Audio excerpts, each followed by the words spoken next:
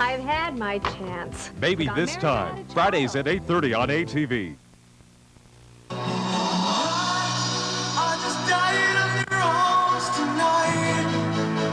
In studios around the Maritimes, musicians are working on projects. Is the next Anne Murray or rock cuisine out there somewhere? Music Makers tonight, live at 5. Now, from the ATV News Center at every city and town in the Maritimes, this is the ATV Evening News, live at 5. Good evening and welcome to Live at 5 for Thursday, November 23rd.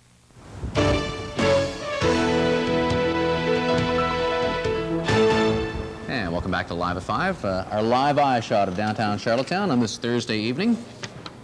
And now, the all-important Friday morning wake-up weather. Steve? As we head into the weekend, it looks pretty good. We have a few scattered showers and flurries the next 24 hours, but a big ridge of high pressure will slide in for Saturday. Here's the latest satellite shot up over North America. Lots of cloud. You can see it all here pushing towards the Maritimes. In fact, there are a few scattered showers and flurries being reported right now. So the wake-up weather for tomorrow looks like this. Mainly cloudy. There will be a few sunny breaks here and there during the day, and we're also looking at scattered showers and flurries during the day, too. Accumulation shouldn't be more than a centimeter, but certainly it could make the roads slippery during Friday.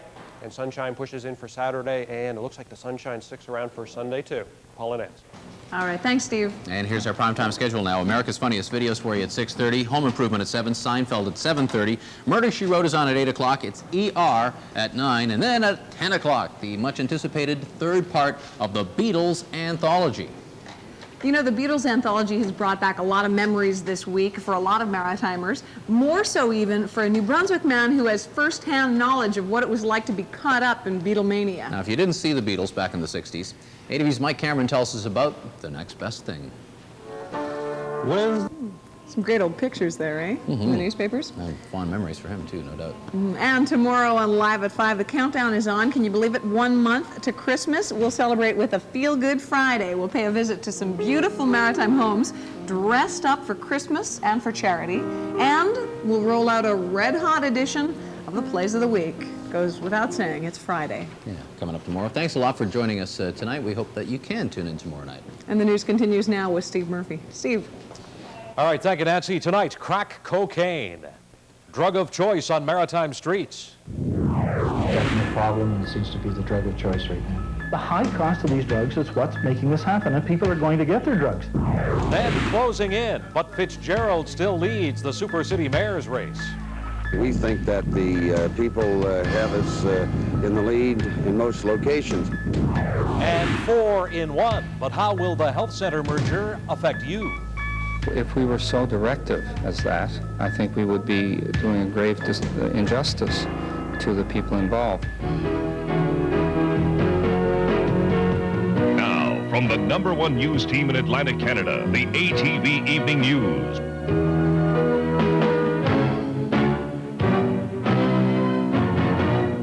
Good evening, I'm Steve Murphy. The Maritime's biggest city has a big crack cocaine problem. And police in Halifax say there's not much they can do about it. Halifax is not alone here. This highly addictive cocaine derivative is now the street drug of choice across the Maritimes, and it's fueling an increase in crime. 2 stories tonight. The first from ATV's Janice Landry on Crack Corner.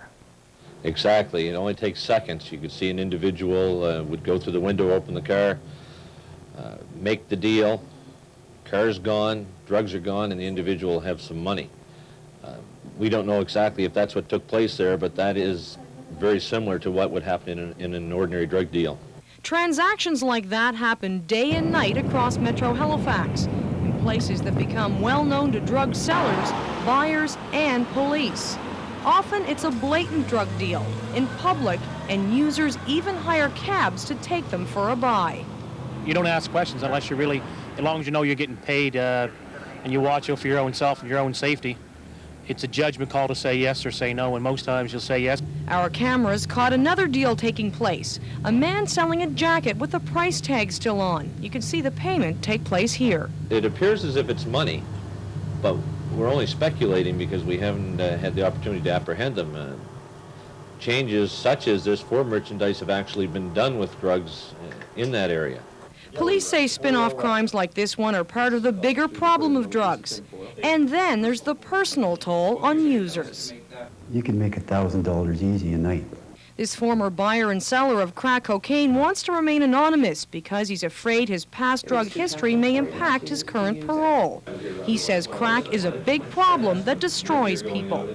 Like, I've seen people, like I say, even myself, on their hands and knees, picking white things off the carpet, you know, because they don't have any more and they want some more. It doesn't seem to have any cultural differences when it comes to who's available to. So, definite problem, and it seems to be the drug of choice right now. Halifax police admit they are clearly at a disadvantage trying to battle this kind of crime. While they may suspect that someone is either buying or selling crack cocaine, that doesn't mean they can go out right away and make an arrest. The suspicion is not good enough. You must have some reason. Reasonable and probable grounds. And if you're going to be able to do it, I think sometimes people suspect things, but what you suspect and what you can prove are much two different things. This former seller and user who now counsels others admits he only stopped because he got caught. I never asked you this question. I probably wouldn't be here today. No? No, I wouldn't be here. I'd be dead. From the drugs and the lifestyle? Probably from the lifestyle. In Halifax, Janice Landry, ATV News. Many people who use drugs like crack cocaine just can't afford their habit, so they turn to crime. ATV's Lauren Stewart is in Fredericton, where police say an increase in break-and-enters in the city is drug-related. This store owner has been robbed twice. The number of robberies and break-ins in his neighborhood is up. Police say drug users are committing these crimes looking for quick cash to pay for marijuana, hash, and cocaine. He feels powerless. You're just trying to run a peaceful business. Right, yes. And then things like this happen. Yeah, unfortunately. Is it discouraging? It is, but the life has to go on. Yeah, IDEN's already had a look at it, and they're done with it, so we have to make sure that gets transported down to court. Constable Don Hanscom and his partner Charlie Cameron investigate these crimes. These young people who are drug users have no means of supporting their habit. So technically they've got to get the cash somewhere to facilitate their habit, and thus they do the break-and-enters. The police are frustrated with a justice system that allows many of these criminals an early release, knowing many of them will go out and recommit the same offenses to support their drug habits. So if we could get a handle on what's happening with the drug trade and drug use, do you think these break-and-enters, the number of them would lessen? I would say yes. I think that would be a reasonable assumption. So how do we do that?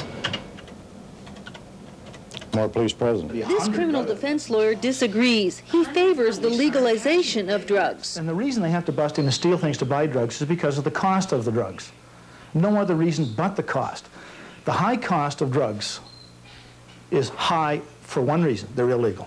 In Fredericton, Laverne Stewart, ATV News. On to another subject now. A brand new ATV News OmniFax poll finds Walter Fitzgerald in the lead in the race for mayor in the new Halifax Regional Super City. But this poll also indicates a huge number of Metro voters are undecided. ATV's Heather Proudfoot standing by live in Halifax with details tonight. Heather? Well, Steve, the pollsters questioned 473 eligible voters, all of them people who are intending to vote. The poll was conducted between Sunday and Wednesday of this week. That's for background information. We expected this from OmniFax and Bristol. No, comes as no surprise, but we're still way ahead. The figures released today by OmniFax do place Walter Fitzgerald in the lead. They look like this. Walter Fitzgerald with 32% of support, Randy Ball with 26.5%, and Pat Potty with 2.7%. There is, though, a huge number of undecided voters, more than 31%, and some simply won't say. I don't know who to vote for. The candidates, meanwhile, are running for mayor of the huge new Halifax Regional Municipality, this super city that will be formed when Halifax, Dartmouth, Bedford, and Halifax County become one. But while the figures give Fitzgerald the overall lead and a substantial lead in the city of Halifax, where he is now mayor, Randy Ball has a slim lead in Dartmouth and Bedford and a comfortable lead in Halifax County, where he is mayor. Today, he greeted the results with enthusiasm. I think it's absolutely terrific. We knew maybe 4 months ago that we were going to be well behind. We have closing the gap, and the gap is continuing to close. Halifax Alderman Pat Potty, pegged by the poll who have 2.7% of support, says he is not discouraged by the results. That we don't have the massive $1 million campaign funds that the other guys have. The poll's margin of error, by the way, is 4.5%, 19 times out of 20. The poll also questioned voters about issues. Which issues are on their minds as they prepare to vote on December 2nd? There's taxes, of course, especially the business people. Garbage is quite an issue in this province. Indeed, the poll paints a similar picture. Tax rates and costs rank as top concerns. The garbage dilemma is number 2. Meanwhile, candidate Walter Fitzgerald does have a beef with this poll. The poll, as I understand it, was conducted by Bristol Communications, which is Mr. Ball's campaign firm. So I'd look at this with a grain of salt. Omnifax Research. Actually, the company that conducted the poll is Omnifax Research. They are associated with Bristol Communications, but Omnifax denies any conflict. It is no secret that Bristol Communications and Omnifax are sister companies, and we do have some common ownership, but Bristol Communications in no way could influence the way that Omnifax carries out its business. But again, Steve, the statistic that's drawing the most attention in this poll is that huge number of undecided, more than 31%. Now, while traditionally voter turnout in municipal elections is low, that could make for some intensive campaigning over the next week. One would think so. Thank you, Heather. You're we would welcome. also add tonight that in commissioning the poll, ATV News was fully aware of the corporate relationship between Omnifax and its affiliated advertising firm. But as usual, the parameters of this poll were established by ATV News, and we're satisfied that Omnifax is in complete compliance with our usual standards of impartiality. This week's ATV News Omnifax St. John air quality poll singled out NB Power's Courtney Bay and Colson Cove generators as major polluters in the port city. And Mayor Shirley McAlery has accused the Power Commission of dragging its feet in cleaning them up. But ATV's Alan Johnson says NB Power claims it's doing what it can. Is the impact, and to our understanding that the impact that we have on St. John is minimal. So it's been reduced over the past... And the emissions have actually been reduced, that's correct. Burns says NB Power has reduced... To attract the casino workers, the Canadian Auto Workers, which has dropped out, and the Hotel Employees Union. A similar drive will begin in Sydney in a couple of months. And still ahead here on the ATV Evening News tonight, Rick Grant with a look at government waste after Ottawa considers doing the UI chop. We're just a small person on the totem pole. But this is a chop that could put money in your pocket. On the other hand, it could cost you. Details next. I must get away.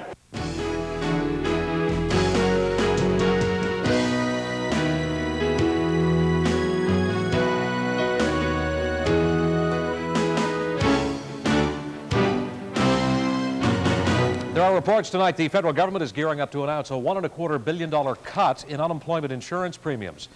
But the maximum payouts would also fall under this plan by some $36 a week. ATV's Jacqueline Milcherik with details tonight. Kimberly Morris collects just under $700. Cents at least.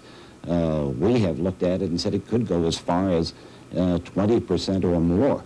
It is simply a trial balloon, and quite frankly, it's not worth anything more than a... So from Ottawa today, the Prime Minister says chances are good, although not certain, that Canadian troops will be part of the international peacekeeping force in the former Yugoslavia. Mr. Chrétien says the final decision will not come before Defense Minister David Cullinan reports on the options for a Canadian presence in Bosnia. And still ahead on the ATV Evening News tonight, meteorologist Steve Weigel with the latest maritime weather forecast. But first, lonely posties. I don't know, but they're using all the building for 5 people. We'll check out the changing times at a lonely maritime post office. That's coming up next. Working at Dartmouth's large Queen Street post office is nearly as lonely as being a Maytag repairman. We do serve about 1,000 customers there that they receive their mail through that outlet, and we do provide retail service. But you're right, there is space that's surplus to our needs. 6 people now work in one area of this building, which was once bustling with 60 postal workers on 3 floors. Why they spend money for 5 people? They got 3 floors. What do you think they should do with it? To run down and make an apartment building. We had letter carriers working out of that outlet. They were moved from this crumbling historic property to a Dartmouth industrial park in 1994 as the post office made several changes to improve efficiency and reduce costs. Another change was to close this Bedford post office and move some of its staff to the same industrial park. But while the Bedford building is for sale, the future of the much larger Dartmouth property is uncertain. You would sell the building? I certainly think we would entertain any of the options that are before us, but at present, really, we don't have a firm plan for that building until such time. Obviously, to move, we would incur expenses and then also still have the building to maintain. So at present, we're going to remain and, give our retail service through that outlet. It must cost an awful lot to maintain it in another year, and heat and everything else. Post office officials say it is cheaper to keep this big old post office open than to rent smaller premises elsewhere in the neighborhood. However, they will not tell us what it costs to run this building. For example, they won't say how much the heating bills are. The heating bill, what would that be? I don't have those kind of figures, and actually, even if I had them, I wouldn't be discussing them through the media. I would sell it and move to another space. Fortios Caramaris, a tailor who owns rental properties in the neighborhood, including a building across the street from the post office, is offering space to rent. Oh, they can rent a space someplace, small for 5 people, or move it another place. I have a building down the corner for $500.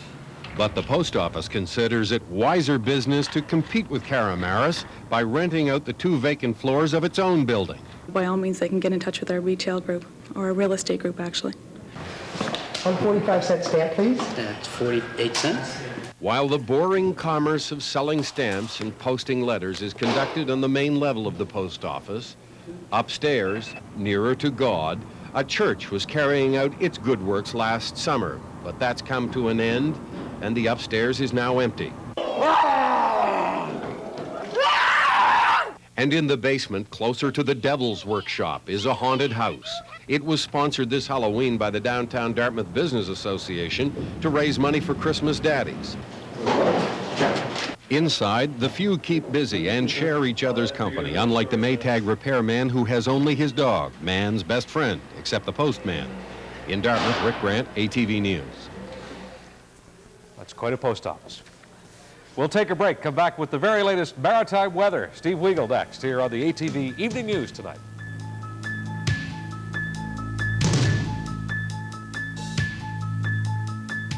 Okay, team. Our opponents, Kermit, hotshot newcomer, Miss Piggy. Don't let her good looks fool you. The Muppets are at McDonald's right now for just $3.49, each wearing NHL All-Star jerseys. Collect all 4. Animal. Yes, he is. Is somebody you love stuck in a time warp? Elvis hair, rotary phones? Well, we're gonna drag them kicking and screaming into the 90s. I like my furniture, and nobody is taking it out here. People stuck in the time warp. Next Oprah. Tomorrow at 4 on ATV. The inspiration for new natural instincts conditioning colorant has been right in front of our eyes all along, but it took Clairol to capture it. Natural Instincts Hydra-based conditioning colorant with pure botanicals, ginseng, chamomile, and aloe for breathtaking color, brilliant shine, and deep conditioning all in just 10 minutes. Natural Instincts, inspired by nature, made by Clairol. Most teenagers would sell their souls for a driver's license. So a few may be tempted to take the fastest, easiest, and cheapest driver training course to get one. Believing firmly in their immortality, teens never think they might die in a crash or kill someone else because they never learned emergency braking. Young drivers can't sell your teenager immortality. What we do sell is improved life expectancy. Young Drivers of Canada, it's your license to survive. See your yellow pages. Courses starting soon. If you want a great deal on a new set of wheels, we can do it. Yes, we can. Taylor Ford now has over 100 F-Series trucks, including the all-new F-150 XLS, loaded with options. Whether it's a 4x2 or 4x4, standard or automatic, Taylor Ford has them all starting at only $325 a month on the plan. People come from all over to take advantage of the largest selection and best deals in New Brunswick. Guaranteed. At Taylor Ford, you pay less for more, because we can do it. Yes, we can.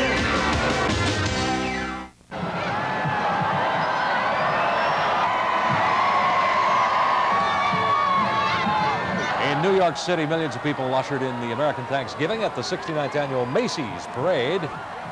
Spider-Man was there, Garfield was there, so was Snoopy, Barney there. 41 giant novelty balloons, all told, made their way down the streets of Manhattan, with Santa Claus bringing up the rear way at the back of the parade. And now it's time for our maritime weather forecast. Here is meteorologist Steve Wiegel tonight. Steve. Thanks very much, Steve. And we have a parade of cloud of sorts pushing into the Maritimes right now, and a few scattered showers and flurries being reported across the region. You can see how all the weather systems are pushing from west to east across the continent. Some cool or downright cold air is pushing through northwestern Ontario right now, and is pushing, in fact, down through the central areas of the U.S. Close up above the region. The cold front, which pushed through late Tuesday and into Wednesday, is now pushing out of Labrador and Newfoundland. But you can see a lot of cloud has pushed across the Maritimes right now. Generally high, thin cloud. There's a weak low pressure system which will set off a little bit of wet weather in the next 24 hours, but not a lot of precipitation is expected, and a ridge of high pressure will push in for later in the weekend. Forecast map for tomorrow. Just a weak low sliding up the coast of Nova Scotia. Scattered flurries are a possibility. A ridge of high pressure pushes in for Saturday and sticks around for Sunday too, just in time for the weekend, and it will give us some very pleasant temperatures and some nice sunshine for both Saturday and Sunday. Here's the forecast in detail overnight. Now, as I mentioned, there are a few scattered showers and flurries being reported right now. Those will continue overnight tonight. Mainly cloudy out there, -7 to -2 in New Brunswick, and around the freezing mark elsewhere. Light winds expected. Tomorrow, still the chance of showers or flurries during the day. Showers are more likely where the temperatures approach 4 and 5 degrees through the southern areas of Nova Scotia, but maybe a sunny break here and there, but don't look for a lot of sunshine. I think generally on Friday we're looking at mainly cloudy conditions. And for the outlook, the weekend, we're looking at mainly sunny conditions Saturday, 5 degrees, maybe a bit more cloud through Nova Scotia on Sunday, and mainly sunny through New Brunswick, staying at 5. And then for Monday, 6 degrees, mainly cloudy. As we head into the new week, we're looking at a few showers too in the forecast. So Steve, a pretty good weekend so far, and some showers for the new week. All right, thank you, Steve. Coming up tomorrow here in your ATV Evening News, will reforms make unemployment insurance harder to get and even disqualify some here in the Maritimes? We take a close look at the prognosis for Hoagie. That's tomorrow here on the ATV Evening News at 6 o'clock. And that is our news for now. For my colleagues on both sides of our cameras, I'm Steve Murphy. John Waterman with the final word in the Maritime News, weather and sports tonight at 12:30 after the CTV News with Lloyd Robertson. But for now, thank you and good night from the ATV News team.